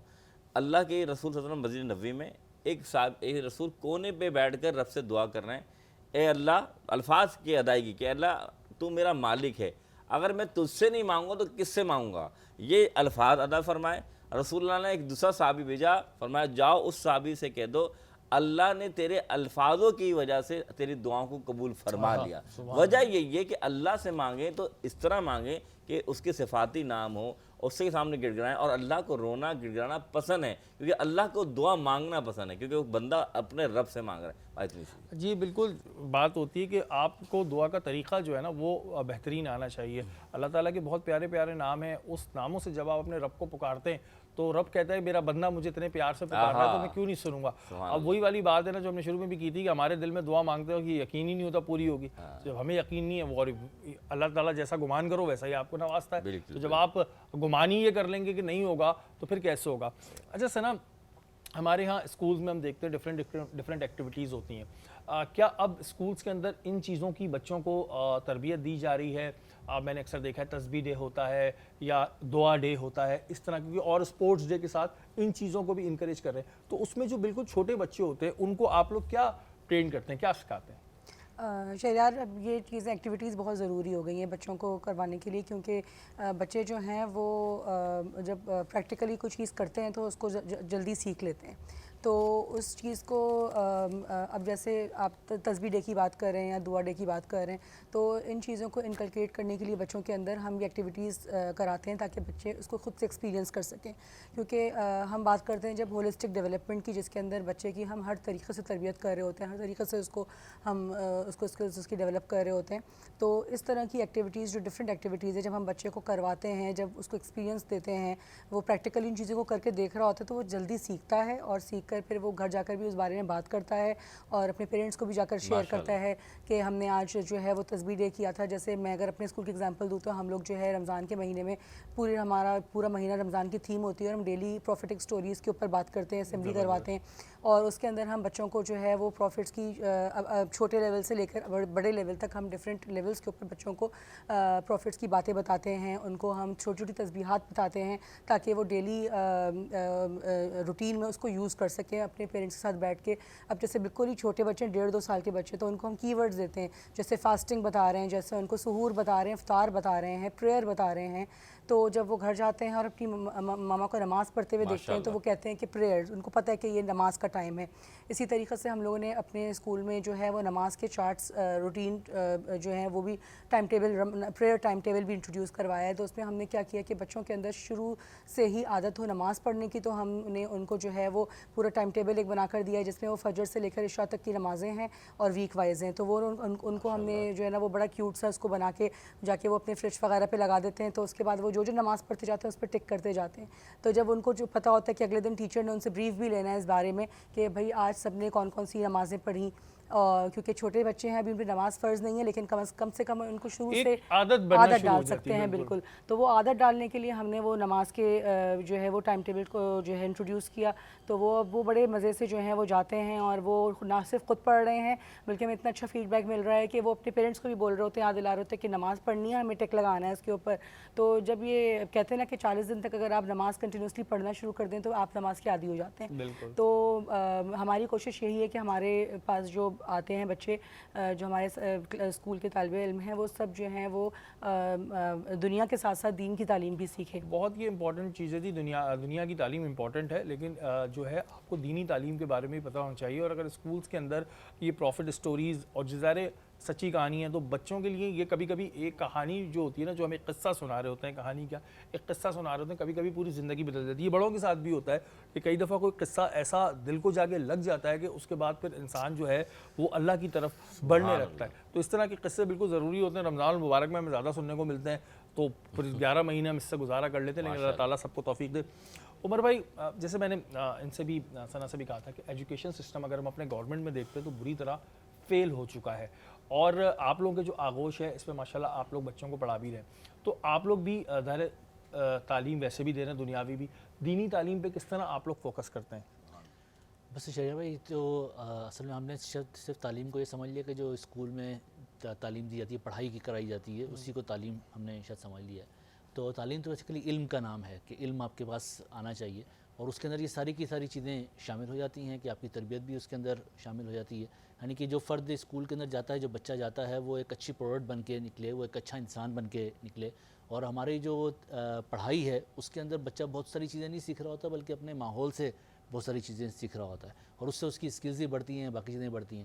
ہمارے معاشرے کے اندر شروع سے ہی جب سے ہم عرصہ آپ گزار لیں تو ہم بیسیکلی بنیادی طور پہ غلامی والا ہمارا نصاب موجود ہے، اور اس کے اندر ہم ایسے لوگ ہی پیدا کرتے ہیں کہ جو بہت بڑا کوئی کریٹیو کام کر نہیں پاتے ہیں. اور ہم جس طرح کہتے ہیں کہ ہمارے اگر آپ گھروں کے اندر بھی دیکھیں گے تو جب سے بچہ چھوٹا ہوتا ہے تو گھر والے کہنا شروع کر دیتے ہیں کہ یہ انجینئر بنے گا یا ڈاکٹر بنے گا. تو ہم بیسیکلی اسی طریقے سے اس کو کرتے ہیں کہ کوئی بہت بڑا کام وہ نہ کر سکے، بلکہ مزدوری والا کام ہی ہم اس کے ساتھ لیتے ہیں. لیکن عمر بھائی، اب تعلیم تو کوئی بھی لے رہا ہوں، چاہے ڈاکٹر ہو، انجینئر ہو، یا اور بھی جو پروفیشن ہے، تو اس میں کوئی مذائقہ تو نہیں ہے کہ اگر کوئی اپنے بچے کو چاہ رہا ہے کہ میرا بچہ یہ کام کرے تو اس میں مذائقہ کیا ہے؟ غلط مذائقہ نہیں، اس میں اصل چیز یہ ہے کہ جو ہمیں جو تعلیم کا ہمارا تصور ہے وہ صرف یہی بن کے رہ گیا کہ اس کے نتیجے کے اندر اس نے کمانا ہے، اس کے نتیجے کے اندر اس نے مطلب کہ معاشرے کو کنٹریبیوٹ نہیں کرنا ہے، اس نے معاشرے کو ٹھیک نہیں کرنا ہے. لیکن اگر عمر بھائی کو بندہ اگر کوئی بندہ تعلیم حاصل کرے گا اور شعور آئے گا تو وہ معاشرے کو بھی کنٹریبیوٹ کر رہا ہے. اگر ایک ڈاکٹر ہے تو وہ ٹھیک ہے اپنا بریڈ اینڈ بٹر تو اس سے چلا رہا ہے، لیکن وہ ایک سرو کر رہا ہے. ایک ٹیچر ہے وہ تعلیم دے رہا ہے، اس کے بدلے میں لے رہا ہے. تو اگر بریڈ اینڈ بٹر کو ہم ہٹا دیں، معاشی اس کو ہٹا دیں، تو زندگی کیسے چلے گی؟ جی میں ویسے یہی اصل میں بات کرنا چاہ رہا تھا کہ دیکھیں یہ سب چیزیں بھی ہمارے اس کے ساتھ ہی چلتی نا، لیکن ہمارا جو ویژن ہے وہ ہمارا ٹھیک ہونا چاہیے. اس کے ساتھ یہ والی چیزیں بھی ضروری ہیں، انجینئر بننا، ڈاکٹر بننا، باقی سارے اور کام جو کرنا. پروفیشنز ہیں. لیکن ہماری اصل میں جو ہمارا جو تعلیم کا ایک ذہن بن گیا نا، وہ صرف یہی ہے کہ اس کے نتیجے کے اندر اس نے کمانا ہے. ہم اس سے اگر نکل آئیں تو ہم دنیا میں بڑے کام کر سکتے ہیں. دیکھیں ابھی بھی ہمارے جو اسکول ہیں ان کے اندر کتنے بڑے بڑے نصاب موجود ہیں. ہم ان کو بچپن سے ہی ایسی چیزیں پڑھانا شروع کر دیتے ہیں کہ جو پوری دنیا میں کہیں نہیں پڑھائی جا رہی. ان کی تعلیم کے بجائے تربیت کے اوپر چیزیں فوکس کی جاتی. مطلب کہ اب ٹریفک کا نظام جو ہے وہ پوری دنیا میں اسکولوں میں پڑھایا جاتا ہے، ہمارے نہیں پڑھایا جاتا. ہم اچھا انسان تو اب ایجوکیشن ڈپارٹمنٹ سے بات کرنی پڑے گی. میں اصل میں یہی کہنا چاہ رہا ہوں کہ ہمارا جو نظام ایسا بنا دیا گیا ہے کہ جس کے نتیجے کے اندر ہم چاہتے ہیں کہ وہ بچہ جب وہاں سے نکلے تو بس اس کا فوکس یہ ہو کہ اس نے کمانا ہے اور کس طریقے سے. اس لیے وہ ساری کی ساری کوشش اسی پہ کرتا ہے. اس لیے ہمیں جو معاشرے کو کنٹریبیوٹ کرنے والی بات ہے، ہمیں یہ پورا ہمارا جو سسٹم ہے، مطلب کہ گورنمنٹ اسکولز میں تو خیر تعلیم موجود ہی نہیں ہے، پڑھائی ہوتی نہیں ہے، لیکن جو ہمارے پرائیویٹ تعلیمی ادارے بھی ہیں وہ بھی ان کا بھی فوکس اسی طرف چلا گیا ہے. اچھا اس کا ایک ریزن تو سب سے بڑی یہ ہوتا ہے کہ جی جو ظاہر ہے گورنمنٹ جو نصاب دے گا اس کو فالو کرنا چاہیے. لیکن یہ عمر بھائی کی بات ٹھیک ہے کہ بچوں کو ٹھیک ہے، میں بار بار یہ بات کہہ رہا ہوں، کوئی مذائقہ نہیں ہے، کمانے میں ظاہر ہے کمائیں گے تو گھر چلے گا، آگے جو ہے دوسرے معاملات چلیں گے. لیکن ساتھ میں ذہن میں یہ بھی ہونا چاہیے کہ ٹھیک ہے کہ میرا جو ہے یہ میرا بریڈ اینڈ بٹر ہے، میرا روزگار ہے، لیکن میں نے ملک اور قوم کے لیے سرو کرنا ہے. یہ ہمیں اپنے بچوں کے ذہن میں ڈالنا پڑے گا. بات ہو رہی ہے دعا کی فضیلت کے حوالے سے. محسن بھائی کہتے ہیں کہ دعا جب بھی مانگو وہ پوری مانگو. ہماری یہ نانی دادیاں بتایا کرتی تھیں کہ جب اللہ تعالیٰ سے کوئی دعا کرو تو وہ پوری کرو.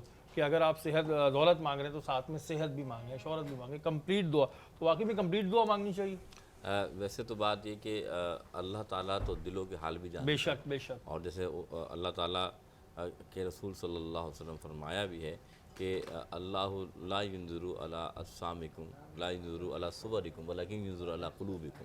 کہ اللہ تمہاری صورت اور جسم کو یا لباس کو نہیں دیکھتا بلکہ تمہارا دل دیکھتا ہے کہ تم دل سے کس طرح مانگ رہے ہو، یعنی کتنا مانگ رہے ہو. تو یہی بات جو آپ نے کہی کہ جب بھی رب سے مانگے تو دل کھول کے مانگے اور پورا مانگے.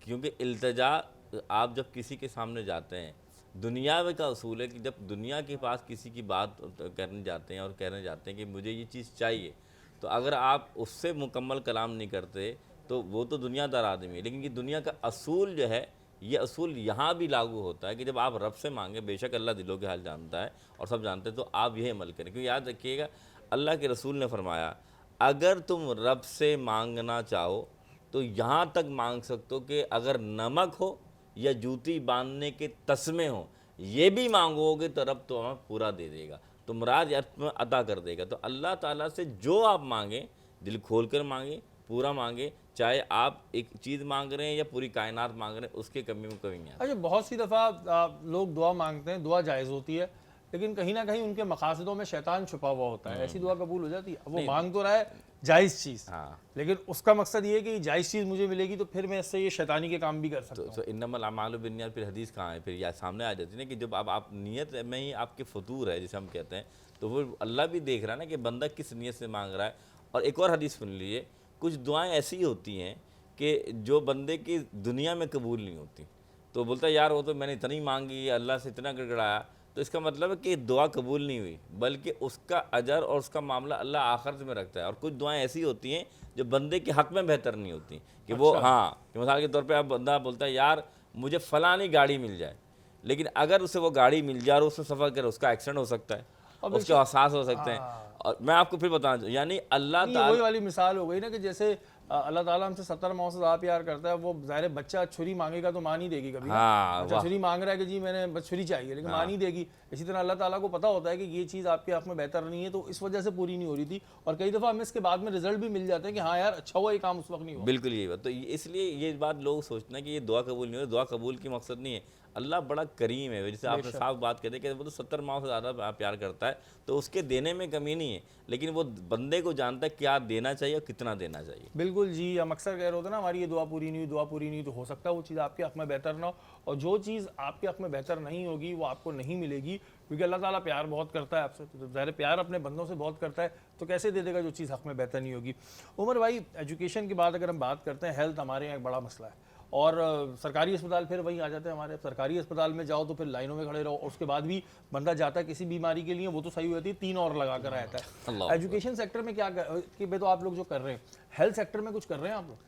ماشاء اللہ. بشیر بھائی ہمارے ملک کے اندر جو ہے نا وہ آپ جس بھی سیکٹر میں جائیں گے تو کچھ نہ کچھ مسائل مشکلات موجود ہیں, اور ہم سبھی بڑی مشکل سے جو گورنمنٹ سیکٹر ان کی بات ہو رہی ہے. پرائیویٹ کا ہی برا حال ہے, وہ تو مال اتنا پیسہ اتنا مانگ لیتے ہیں کہ بیچارہ علاج کیا کروائے گا. ہمارے اسلامی معاشرے کے اندر تو یہ 2 شعبے تو ایسے تھے کہ جو مقدس شعبے ہیں, ٹھیک ہے نا, مطلب ہیلتھ کا بھی اور ایجوکیشن کا بھی, اس کی کوئی فیس نہیں ہے, جس سے کوئی پیسے لینا وہ ٹھیک نہیں. لیکن اب چیزیں اتنی مشکل بنا دی گئی ہیں کہ ان سب چیزوں کے اندر لوگ ہمارے پریشان ہیں. آپ نے ایسے بتایا کہ گورنمنٹ سیکٹر کا تو ویسے ہی برا حال ہے, اور ہم باقی چیزیں, ہماری کوشش یہ ہوتی ہے کہ جہاں پہ ہم کوشش کر سکتے ہیں کہ جہاں پہ لوگوں کے ہیلتھ کے مسائل ہیں ان کو حل کرنے کی ہم جو ہے وہ کوشش کریں. اس لیے ہم نے میڈیکل کیمپس ہم لگاتے ہیں, 50 سے قریب ہمارے بڑے ہاسپٹلز ہیں, اس طریقے 300 کے قریب جو ہے ہماری ایمبولینسز جو ہے وہ کام کرتی ہیں. تو ہم سب یہ مل کے کوشش کرتے ہیں کہ یار لوگوں کے جو مسائل اور مشکلات جن کے اندر سے لوگ گزر رہے ہیں ان کے اندر کوئی کمی لا سکے.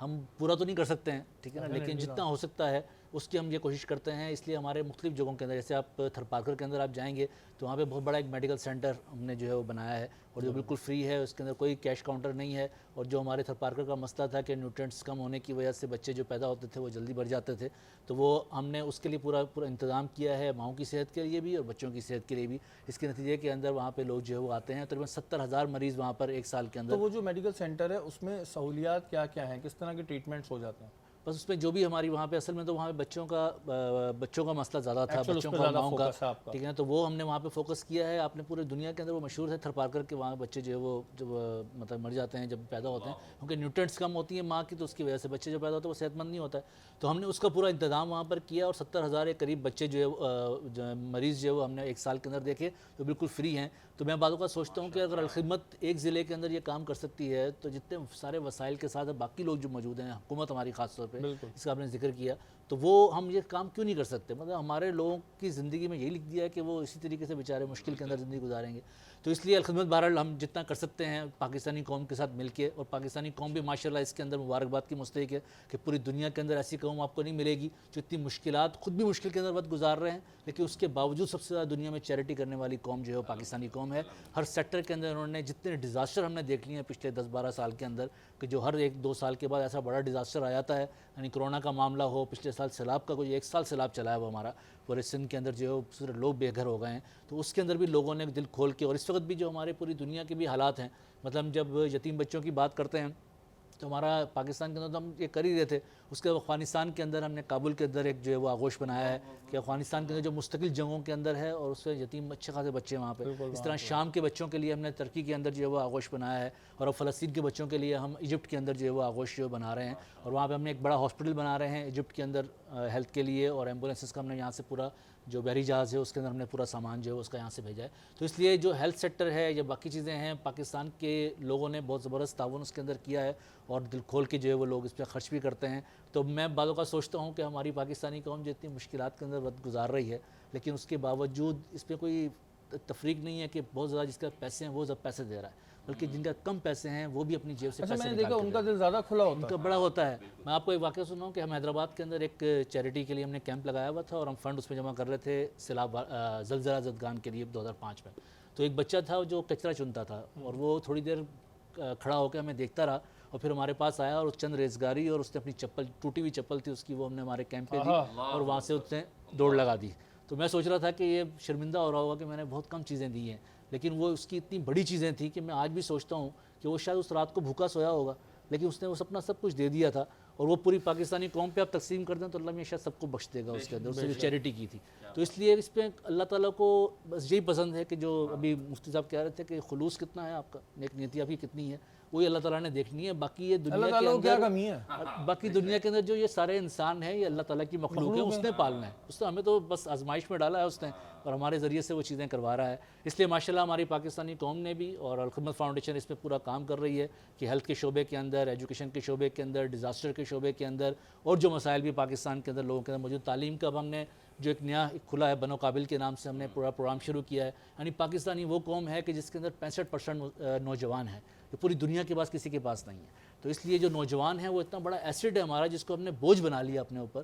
وہ اتنا بڑا ایسیڈ ہے کہ اگر آپ ان کی تعلیم کا اس طرح کا انتظام کر دیں گے, اسکلز کا انتظام کر دیں گے, تو تو ہم یہ معاشرے پوری میں دنیا بہت کے ساری لیے بالکل contribute کر پرابلم حل ہو سکتے ہیں۔ سکتی ہیں، اور جو ابھی عمر بھائی نے بات بتائی کہ وہ بچے کی تو وہ واقعی میں رونگٹے کھڑے ہو گئے تھے بات سن کے. تو یہ نیت کی بات ہوتی ہے، کیونکہ وہی والی بات کہ ہم کچھ بھی کہہ لیں کہ ہم یہ جمع کر لیں وہ جمع کر لیں، میرے رب کو کس چیز کی کمی ہے؟ ہمارا دیا ہوا کچھ نہیں چاہیے، یہ پوری دنیا کائنات اس کی ہے، لیکن وہ خلوص دیکھتا ہے اپنے بندوں کو. جب دنیا میں بھیجتا ہے تو دیکھتا ہے کہ کون سا بندہ کیا کر رہا ہے اور کون سا بندہ کتنی محبت کر رہا ہے. تو جو بھی چیز دیں وہ خلوص سے دیں، کیونکہ آپ کا خلوص ہی جائے گا، باقی یہ جو دنیاوی چیزیں یہ نہیں جائیں گی. سحری کا دسترخوان اس وقت یہاں پہ لگا ہوا ہے، اور جو ماروی نے پران مسالہ بنایا تھا بہت ہی زبردست تھا، مزہ آ گیا کھا کے. اور ہمارے مہمانوں کو بھی مزہ آیا ہوگا، آئی ہوپ بہت مہمانوں کو بھی مزہ آیا. اور اس وقت سیٹ پر آپ ایک دیکھ رہے ہیں کہ ایک بڑا پیارا سا چھوٹا بچہ بیٹھا ہے، اور یہ ماروی کے چھوٹے بھائی ہیں، ماشاءاللہ نہیں بیٹے ہیں، ٹھیک ہے ان کے بیٹے ہیں. پہلے مجھے کہتی ہے نا چھوٹا بھائی بول دو، تو میں نے کہا نہیں بنائے بیٹا ہے تو بیٹا بولے. اچھا جی، کیا نام ہے آپ کا؟ شہریار نام ہے. تو آپ نے میرا نام کاپی پیسٹ کر لیا کیا؟ نہیں. آج کل بچے کاپی پیسٹ بہت کر لیتے ہیں، تو میرا نام بھی شہریار ہے. واہ یار، میرے ہم نام ہے. آپ کون سی کلاس میں شہریار؟ آپ میں گریڈ 6. گریڈ 6 میں آ گئے، ماشاء اللہ. ارے واہ. اچھا مجھے یہ بتائیں کیا سوچا ہوا ہے کہ بڑے ہو کے میں نے یہ بننا ہے؟ کچھ سوچا ہے آپ نے بڑے ہو کے کیا بنیں گے آپ؟ پائلٹ. پائلٹ بنیں گے. چلیں جی اچھا ہے، کچھ نیا آ رہا ہے، ورنہ وہی ابھی تک بچے جو ہے نا وہ ڈاکٹر انجینئر میں پھنسے ہوئے ہوتے ہیں، لیکن پائلٹ بننا ہے. اچھا مجھے شہریار یہ بتاؤ کہ اسکول میں آپ کی سب سے فیوریٹ ٹیچر کون ہے؟ ساری ٹیچرز اچھی ہوتی ہیں، لیکن کوئی ایک ٹیچر ہوگی جو بہت فیوریٹ ہوگی. نہیں. ہیں؟ کوئی بھی فیوریٹ نہیں ہے؟ نہیں. کیوں؟ بس. ساری مارتی ہیں کیا؟ پھر کوئی تو فیوریٹ ہوگی. ارے یار واہ. کوئی اسپورٹس کی ٹیچر. ہاں، کیونکہ ان سے کچھ پڑھائی کا تعلق نہیں ہوتا نا، اسپورٹس کا تعلق ہوتا ہے تو وہ ہماری فیوریٹ ہوتی ہیں. اچھا آپ کو پتہ ہے آپ کی جو مدر ہیں یہ بڑے اچھے اچھے کھانے پکاتی ہیں؟ ہاں. گھر میں پکاتی ہیں؟ نہیں. کیوں؟ گھر پہ کبھی نہیں پکاتی؟ یہ کیا بات؟ نہیں. تو گھر پہ پھر کون پکاتا ہے؟ ہے ہمارا کام والا. کام والا پکاتا ہے. تو آپ گھر پہ کھانا کیوں نہیں پکاتی ماروی؟ پکاتی ہوں جب موڈ بچہ کبھی جھوٹ بولے گا؟ آپ مطلب کبھی کبھی بنا لیتی ہیں؟ ہاں. کبھی کبھی. وہاں سے کون ہی ماری ہے انہوں نے، بولو کبھی کبھی. اچھا مجھے بتائیں کہ گھر میں آپ کے نانا نانی میں سے کون ہے آپ کا فیوریٹ؟ دونوں. نہیں ایک کا بتائیں. یہ تھوڑی ہوتا ہے جب تک ہمیں کوئی ایک کا نہیں بتاتا ہم اس کو چھوڑتے نہیں، اس کے پیچھے پڑ جاتے ہیں ہم کہ بیٹا کسی ایک کا بتاؤ. ہے دونوں ہے. دونوں. نہیں ایک کا بتانا ہے. ایک کا بتائیں گے تو گفٹ ملے گا، ورنہ تو نہیں ملے گا. ایک کا بتانا. نانا ایک کا بتا دیا نا نانا. اور انہوں نے بتا دیا کہ جی بالکل بھی امی جو ہیں وہ کھانے نہیں پکاتی ہیں. ویسے امی کیا چیز اچھی پکاتی ہیں؟ لزانیہ. لازانی اچھے پکاتی ہیں. بچوں کو یہ چیزیں پسند آتی ہیں. یہ آپ کے لیے احسن الکلام کی جانب سے ڈیجیٹل گفٹ ہے، اور یہ ٹیبلٹ ہے ڈیجیٹل. اس میں اسلامک ان کے اور بھی پروڈکٹس ہیں، اسلامک پروڈکٹس ہیں، اور ڈیجیٹل قرآن بھی ہیں. بہت اچھی چیز ہے. بچوں کو ایسی چیزیں بالکل دینی چاہیے تاکہ وہ اور بھی بہت سی اچھی سیکھیں. یہ دیکھیں جی احسن الکلام کی جانب سے یہ آپ کے لیے ٹیبلٹ ہے، یہ آپ کے ساتھ جائے گا. اور بہت ساری دعائیں آپ کے لیے. اللہ تعالیٰ آپ کو بہت ترقی دے. آمین. ثنا آپ کیونکہ ظاہر اتنے بچوں کو روزانہ ڈیل کرتی ہیں تو بچے شرارتیں بھی کرتے ہیں. تو کبھی ایسا ہوتا ہے کہ کوئی بچہ ایسی شرارت کر رہا ہو، آپ اوپر سے تو اس کو منع کر رہی ہو لیکن اندر سوچ رہے ہو ہم سے زیادہ یہ تو ہم نے اس سے زیادہ تو ہم نے کی تھی، ایسا ہوتا ہے کبھی؟ ہاں بالکل ایسا ہوتا ہے. آج کل کے بچوں کی شرارتیں جو ہے نا وہ ہماری والی شرارتیں نہیں ہیں. ہماری والی شرارتیں مجھے لگتا ہے وہ شرارتیں ہوا کرتی تھیں. آج کل ویسے بچوں کی کیا کامن شرارت چل رہی ہے مارکیٹ میں؟ کیا ان ہے آج کل؟ آج کل کامن بس وہ زیادہ تر جو ہے نا ان کا ٹائم گزرتا ہے اپنے گیجٹس کے ساتھ. تو میرا نہیں خیال، مجھے نہیں لگتا کہ وہ کوئی ویسی والی شرارتیں کرتے جو ہم کیا کرتے تھے اپنے بچپن میں. جو چھیڑم خانی والی شرارتیں ہوتی نا، جو کسی کی بیل بجا کے بھاگ جانا یا کچھ اس اب طرح تو کی بچے چیزیں. ذرا سی بات ہو مجھے بلی کر رہے ہیں، اتنی چھوٹی سی بات بھی ان کو ہاں بلی لگنے لگتی یہ ہے. اتنا کامن ورڈ ہو چکا ہے نا کہ کسی نے کوئی بات کر دی یا کچھ کہہ دیا تو وہ بلی ہو گئے، ہراس ہو گئے. تو آج کل بچوں کے ٹرمز بہت زیادہ اچھی آ گئی ہیں، ٹرمز آ گئی ہیں، تو وہ ٹرمز جو ہے نا وہ کہیں پہ بھی یوز کر لیتے ہیں پھر. اور اسی طرح پھر نا وہ ایموشنلی بلیک میل کرنا بہت اچھی طرح جان گئے. اچھا ایک کیونکہ ظاہر ہے آپ تو ہر ایج گروپ کے بچے کو ڈیل کر رہی ہوتی ہیں، سب سے زیادہ مشکل کس ایج گروپ کے بچے کو ڈیل کرنا ہوتا ہے؟ سب سے زیادہ جو ہے نا جو یہ 6 سے لے کے 8 تک کا جو لیول ہے اس میں یہ لگ رہا ہوتا ہے ہم بڑے ہو گئے. یہ والا جو لیول ہے نا. اچھا چھوٹے بچے جو ہوتے ہیں نا وہ تھوڑے وہ آپ کے کنٹرول میں آ جاتے ہیں. ہاں معصوم ہوتے ہیں اور وہ کنٹرول میں بھی آ جاتے ہیں.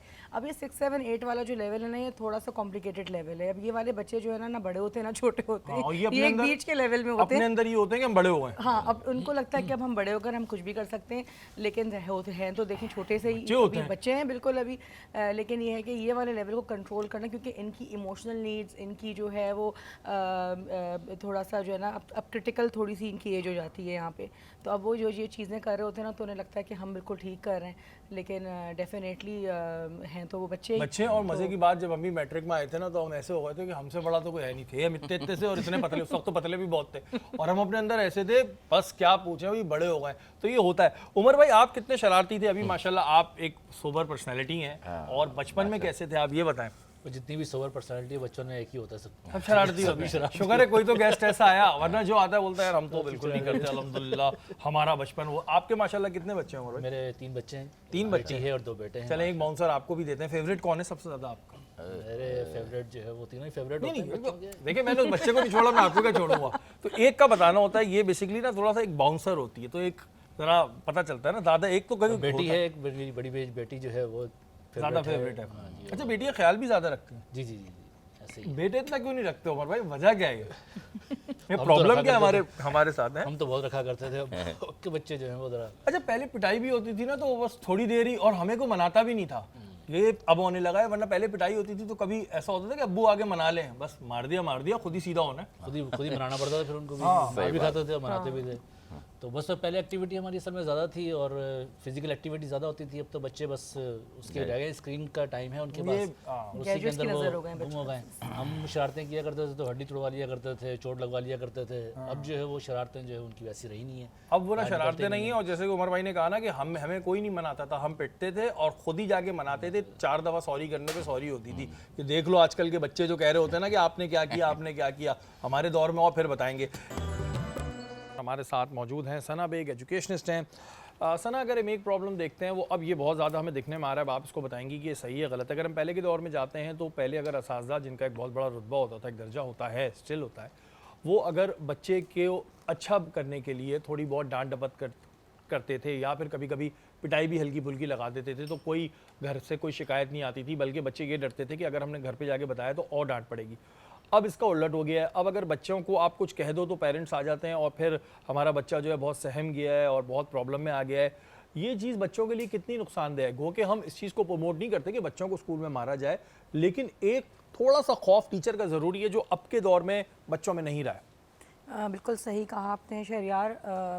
آج کل جو ہے وہ اسکولز میں زیرو ٹالرنس پالیسی کے نام سے جو ہے نا ایک پالیسی ہوتی ہے جس میں آپ بچے کو نہ تو اونچی آواز میں اس سے بات کر سکتے ہیں, نہ اس کو گھور کے دیکھ سکتے ہیں, اور نہ ہی اس کے ساتھ مطلب کوئی کارپوریٹ پنشمنٹ اس کو دے سکتے ہیں. اچھا مارنے پر تو میں بھی اس بات کو اگری نہیں کروں گی کہ بچوں کو مارا جائے, لیکن تھوڑی سی سختی سے پیش آ سکتے ہیں بچوں سے اگر ضروری ہے, ان کے لیے بہت ضروری ہے. لیکن آج کل جو ہے نا وہ ٹالرنس کسی کے اندر بھی نہیں رہی ہے, نہ پیرنٹس کے اندر ہے نہ بچوں کے اندر ہے. تو یہ جو ٹالرنس والی چیز ہے نا, تو کیونکہ بچہ وہی جو بچہ دیکھتا ہے اور سنتا ہے وہی سیکھتا ہے اور اسی پہ عمل کرتا ہے بچہ.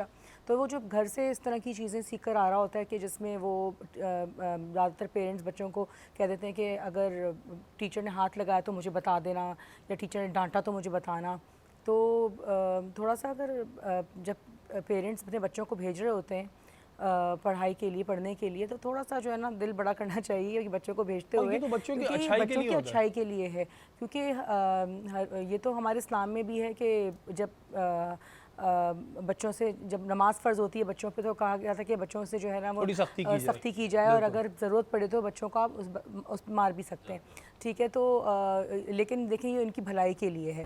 تو یہ تھوڑی بہت اس طرح کی جو چیزیں ہوتی ہیں وہ بچوں کی بھلائی کے لیے ہوتی ہیں. لیکن اب تو مطلب آپ بالکل ٹھیک کہہ رہے ہیں کہ جب ہم چھوٹے تھے اور گھر پہ کوئی شکایت جاتی تھی تو ہم کافی جو ہے نا وہ پریشان ہو جاتے تھے, ڈر جاتے تھے کہ اساتذہ کو دیکھ کے ہم رستہ بدل لیا کرتے تھے, کہ جبکہ اس وقت ہمارا ٹائم نہیں ہوتا تھا. شام کے ٹائم اگر کھیل رہے ہیں کوئی ٹیچر سامنے سے آ جائے تو ہم فوراً چھپ جاتے تھے کہ یہ کوئی سوال نہ کر لیں. ایک ڈر اور خوف تھا, اور اس سے زیادہ رسپیکٹ تھی, اس سے زیادہ رسپیکٹ تھی. لیکن جو میں اب محسوس کرتی ہوں کہ وہ رسپیکٹ جو ہے وہ اب نہیں ہے, وہ اس میں بہت حد تک کمی آ گئی ہے. اور جو رسپیکٹ کا ایلیمنٹ ہے جو ہونا چاہیے ایک استاد اور ایک شاگرد کے بیچ میں, وہ چیز اب رہی نہیں ہے.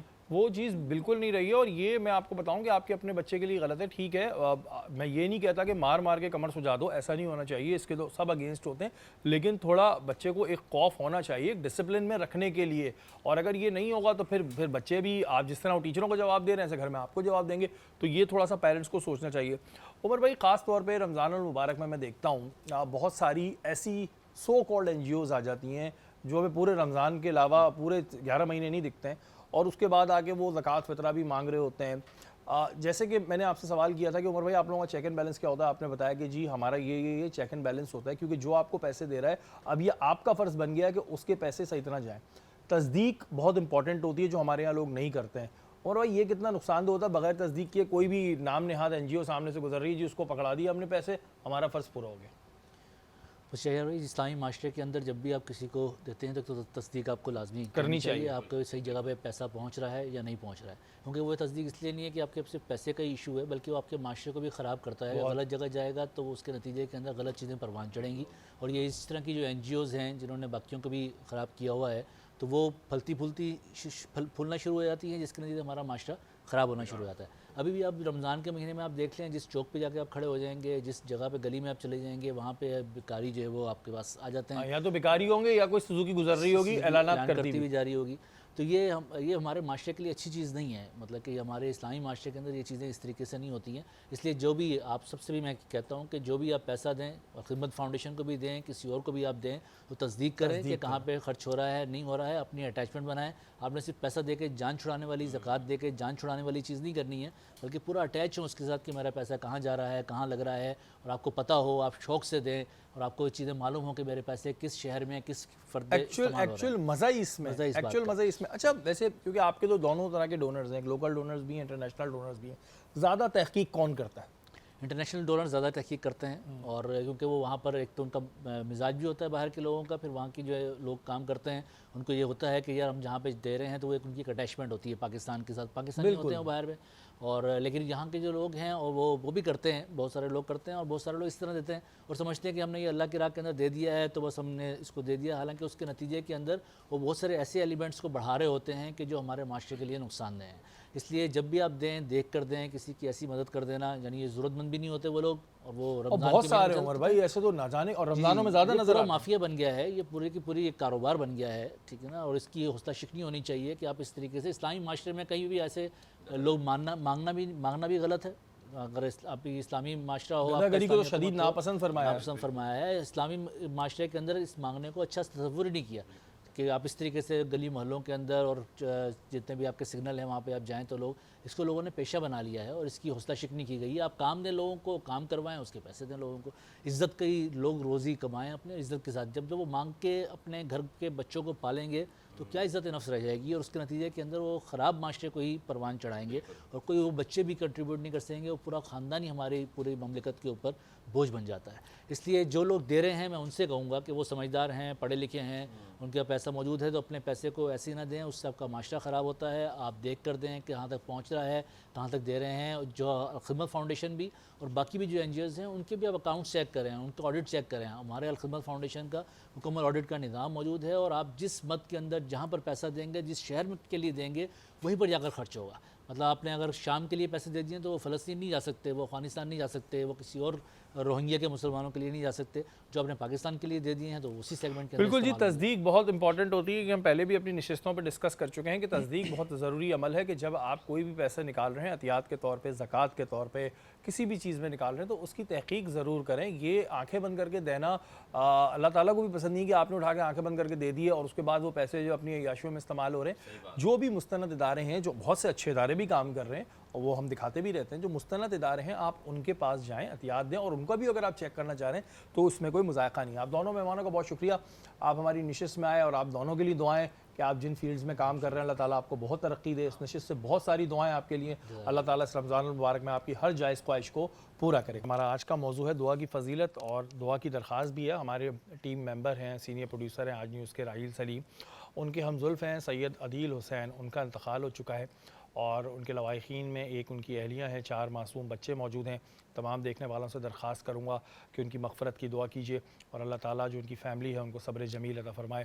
محسن بھائی، مغفرت کا مہینہ چل رہا ہے اور ایسے میں اگر کوئی اس دنیا میں اشرا چل رہا ہے، اگر کسی کی وفات ہو جاتی ہے تو اس کی کیا فضیلت ہے؟ سب سے پہلے انا للہ و انا الیہ راجعون، اور سب سے بڑی بات کہ اس مہینے کی عظمت و برکت یہ ہے کہ اگر کوئی اس دنیا سے جاتا ہے ایک مسلمان، تو آپ کو معلوم ہے کہ دوزخ کے دروازے بند ہو چکے ہیں، تو اس مہینے کے بعد اس شخص پہ دوزخ کے دروازے نہیں کھلتے، بلکہ جو جنت کے دروازے ہیں وہ کھلے ہوئے ہیں، تو اللہ تعالیٰ اس مہینے کی برکت سے اسے جنت عطا فرما دیتا ہے۔ بالکل، اللہ تعالیٰ سید عدیل حسین صاحب کو جو ہے جنت الفردوس میں جگہ عطا فرمائے۔ آمین ثم آمین۔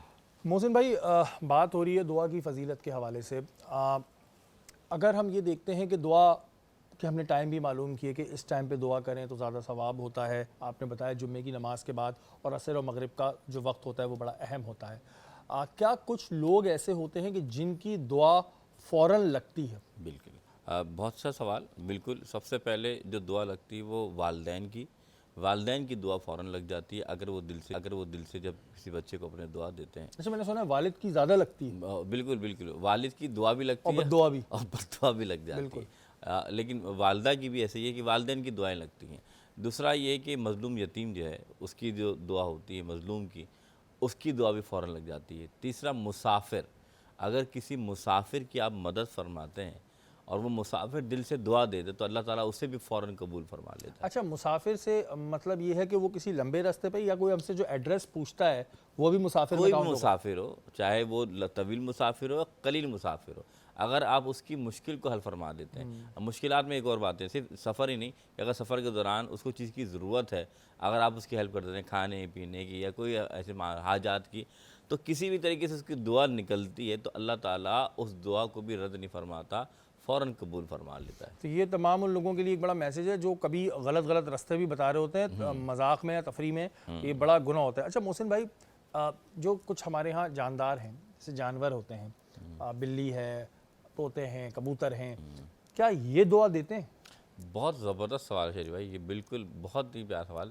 بے شک یہ دعائیں بھی دیتے ہیں، اور اسی لیے حکم کیا جاتا ہے کہ پرندوں یا جانوروں کے ساتھ ظلم نہ کرو بلکہ ان کے ساتھ صلہ رحمی کرو، اور یہ وہ مخلوق ہے جب یہ دعا دیتے ہیں تو ایسی دیتے ہیں کہ بندے کو تو نظر نہیں آ رہا لیکن خالق کو نظر ہوتا ہے۔ بلکہ اللہ کے رسول صلی اللہ علیہ وسلم کے پاس ایک اللہ کے رسول چل رہے تھے، تو مثال دے رہا ہوں کہ ایک اونٹ بھاگتے ہوئے آیا اور حضور سے کچھ اس نے عرض کی، جیسے حضور نے اس کی بات سنی اور پیار کیا تو پھر وہ چلا گیا، تو اللہ کے رسول نے صحابہ کرام سے فرمایا تم پتہ یہ کیا کہہ رہا تھا؟ یہ اپنے مالک کی شکایت کر رہا تھا۔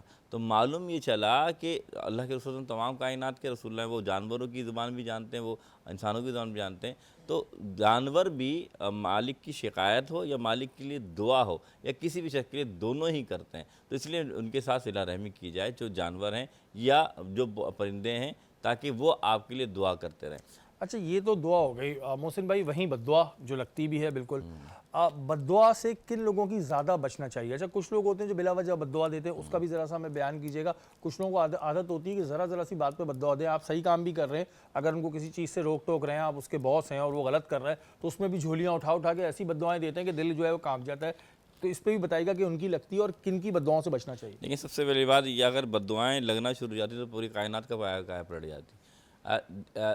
عرف عام میں ہر ایک کی بد دعا نہیں لگتی، کہ کوئی بھی کچھ بھی کہہ دے کہ فلاں تمہارا نعوذ باللہ بگڑ جائے یا تمہارا ایکسیڈنٹ ہو جائے، کچھ بھی ایسی بات ہو، ایسا کچھ نہیں ہوتا۔